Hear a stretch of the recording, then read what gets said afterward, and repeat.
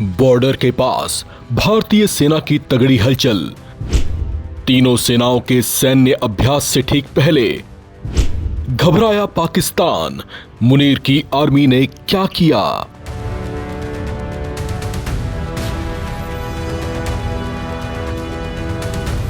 भारतीय सेना ने पाकिस्तान से लगती पश्चिमी सीमा पर नोटिस टू एयरमैन जारी कर दिया है। बॉर्डर के पास हलचल तेज है।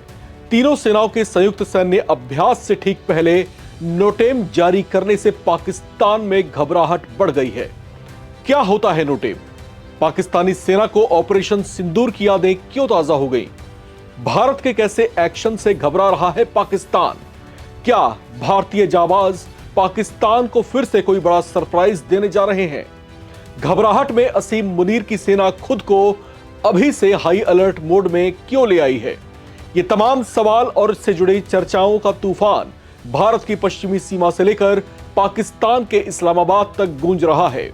चलिए जानते हैं आखिर होने क्या जा रहा है। नमस्कार, मैं हूं राम विश्वकर्मा। आप देख रहे हैं नवभारत टाइम्स। भारत की तीनों सेनाओं के संयुक्त अभ्यास की घोषणा से पाकिस्तान घबरा गया है। यह अभ्यास पाकिस्तान से लगती भारत की पश्चिमी सीमा पर सरक्रीक सिंध कराची क्षेत्र पर केंद्रित होगा। थल सेना, नौसेना और वायुसेना के संयुक्त अभ्यास के लिए भारत ने 30 अक्टूबर से 10 नवंबर तक नोटेम यानी नोटिस टू एयरमैन जारी किया है। नोटेम एक प्रकार का नोटिस होता है जो उस समय जारी किया जाता है जब किसी देश की सेना युद्धाभ्यास करती है या कोई अन्य असामान्य स्थिति होती है। ऐसे में संबंधित उड़ान क्षेत्र में सुरक्षा की दृष्टि से किसी अन्य विमान की आवाजाही या तो रोक दी जाती है या फिर पहले से डाइवर्ट करने की वैकल्पिक व्यवस्था कर ली जाती है। ऐसा नोटेम उड़ान क्षेत्र को सुरक्षित बनाने के लिए जारी किया जाता है। इस युद्धाभ्यास को लेकर पाकिस्तान की घबराहट का अंदाजा आप इस बात से लगा सकते हैं कि उसने भी नोटेम जारी कर दिया है। पाकिस्तान को डर है कि भारत कहीं हमला न कर दे, खास तौर पर जब वो अभी तक ऑपरेशन सिंदूर की मार से पूरी तरह से उबर नहीं पाया है। इस बार तो उसे और बड़ा खतरा नजर आ रहा है। पाकिस्तान के कई कमानों और ठिकानों को हाई अलर्ट पर रखा गया है। पाकिस्तानी सुरक्षा सूत्रों के हवाले से जो जानकारियां निकलकर आ रही हैं, बताया गया है कि इस्लामाबाद ने सिंध और दक्षिण पंजाब में दक्षिणी कमानों के लिए हाई अलर्ट घोषित किया है।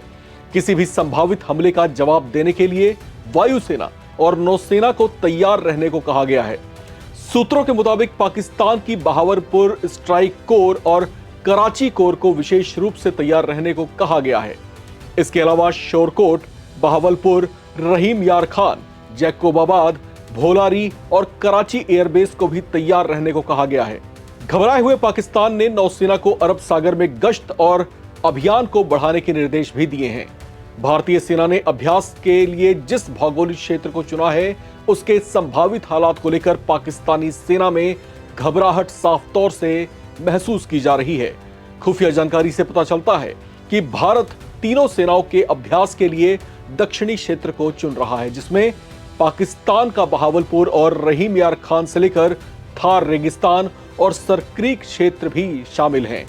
इस्लामाबाद को डर है कि इन अभ्यासों का इस्तेमाल पाकिस्तान की आर्थिक राजधानी कहे जाने वाले कराची से जुड़े समुद्री अवरोधक बिंदुओं और तटीय बुनियादी ढांचे को खतरे में डालने की क्षमता प्रदर्शित करने के लिए किया जा रहा है। अब सवाल यह है कि पाकिस्तान आखिर डर क्यों रहा है? दरअसल पाकिस्तान का करीब 70% व्यापार कराची और बिन कासिम बंदरगाह से होकर गुजरता है। इसके चलते ये रणनीतिक रूप से उसके लिए बेहद संवेदनशील क्षेत्र बन जाता है।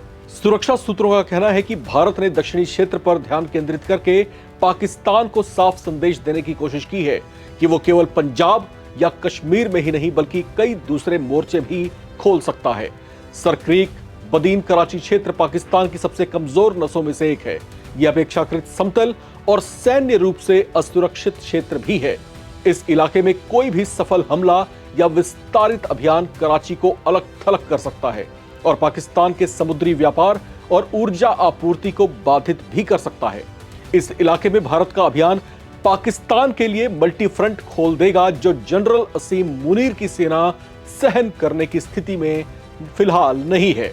पाकिस्तान की सेना पहले ही खैबर पख्तूनख्वा और बलूचिस्तान में चरमपंथी गतिविधियों के कारण तनाव में है। ऐसे में बाहरी दबाव संसाधनों पर और अधिक दबाव डाल सकता है। हाल ही में ऑपरेशन सिंदूर हुआ था। कहते हैं ना कि दूध की जली बिल्ली जो है वो छाछ को भी फूंक फूंक कर पीती है। यहां से भारत ने नोटेम जारी किया तो उधर पाकिस्तान में भी जो है असर दिखाई दिया है।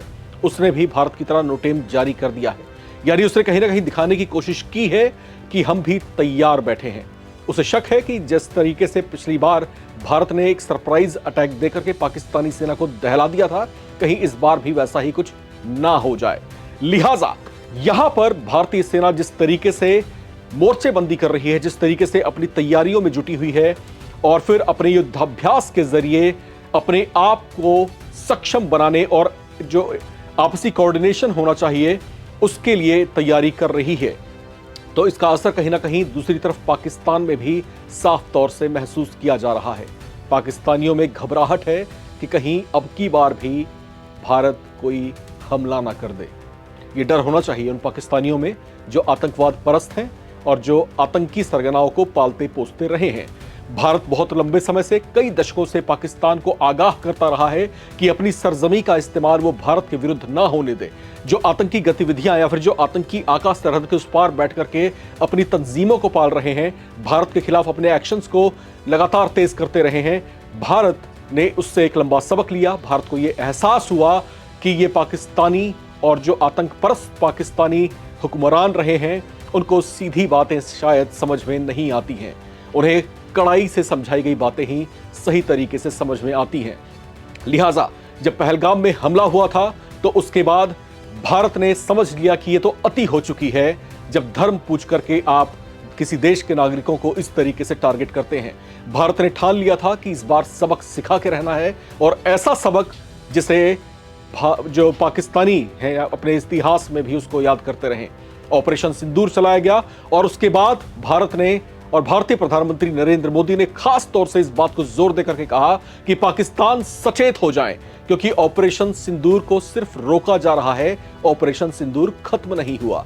अगर फिर ऐसी कोई हिमाकत होती है तो ये ऑपरेशन फिर से शुरू कर दिया जाएगा।